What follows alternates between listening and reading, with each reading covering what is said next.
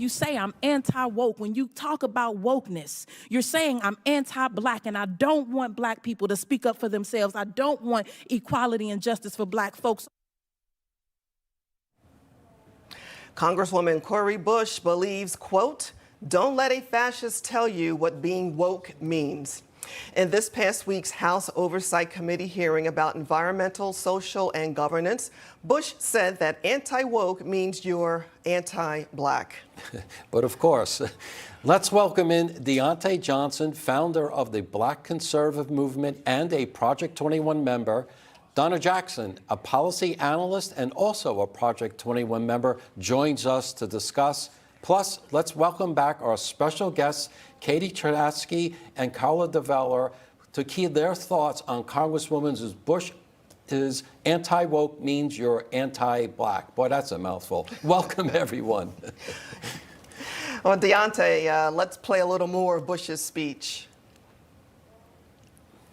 To those that say wokeness, wokeness, wokeness, we're anti-woke. This is not wokeness, what we talked about in here.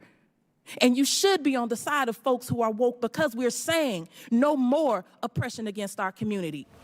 So whatever else is being thrown around, unless you are saying I'm racist, white supremacist, and I'm bigoted, stop talking about wokeness. After the hearing, Bush went on to tweet this the next day. As Democrats, we've got to push back on the GOP's war on woke. We know it's rooted in anti-blackness. We cannot sit idly by as these folks get in front of our cameras and yell woke at everything. It's our communities that the GOP is targeting. We have to stand up. Diante, what are your thoughts on Congressman Bush's claims?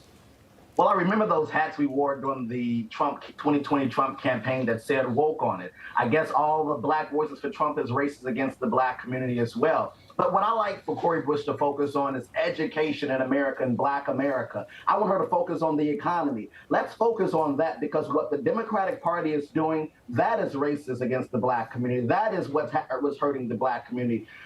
The economics, the education, the health care, they are doing everything to take the black community backwards. But yet she's focused on the GOP for saying woke when we're actually the ones that is building up the black community. It's foolishness.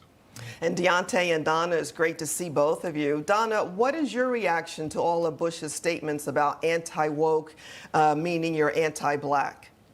Well, I wonder which elite white liberal told her to say that.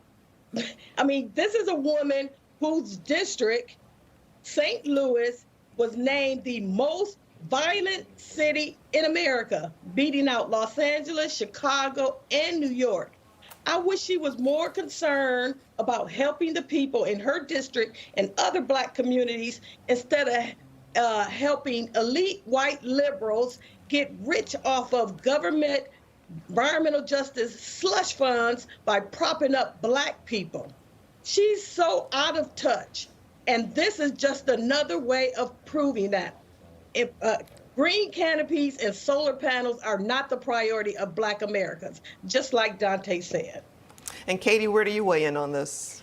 Well, wokeness has no definition, but for all intents and purposes, it's anti-meritocracy. So you want to focus on identity politics, and anybody that doesn't agree with that, you're going to call them racist. That's a cheap shot. That's all this is. Wokeness is an umbrella term for just favoring people based on anything other than merit-based decisions, which is the problem. Sure. And Clara? And I think, again, the liberals are focused on just words. Why? Because actions are too difficult. And it is Republicans that are really focused on school choice, expanding universal school choice. Your guest summed it up perfectly, that, there are educational and all kinds of vocational needs that the communities need, and the Democrats are failing every time. Right. Sure. Solutions versus rhetoric. Words. Right, words and rhetoric. That's what we're Words seeing are here for key. sure. Absolutely. Well, I'm sure the race card's going to ramp up as we approach the upcoming elections. Meanwhile, add Cracker Barrel to the list of companies going woke during the summer of Pride. You have Cracker Barrel posted a Happy Pride Month salute on social media with a rainbow rocking chair saying, "Everyone is always welcome at our table and our rocker." Now, Katie and Clara, I don't know. The hits just keep on coming. Did Cracker Barrel learn anything, nothing, or something from Bud Light and Budweiser, along with the other big businesses? Have they learned anything? Target as well. Cracker Barrel's off their rocker, I think, at this stage, you know. I'm surprised, but I love Cracker Barrel for the record. But Me too. I'm surprised, just given the demographic that they usually attract, that they would go there. I mean, it's a real risk. That's crazy. Diante, quick thoughts? I agree. Given, the demographic of conservatism that actually enhances and, patronizes Cracker Barrel is very interesting. But what we're seeing here is we're seeing the left mob really try to take over and hijack America. And we need businesses to stand strong. We need them to stand strong. We need them to focus Diante, on... I hate to cut you off, but thanks everyone for that great discussion. Yeah, thanks so much. It's really good to see both of you, Diante and Donna. Thanks for all you do. Ladies, thank you for joining us as well in studio. It was great to see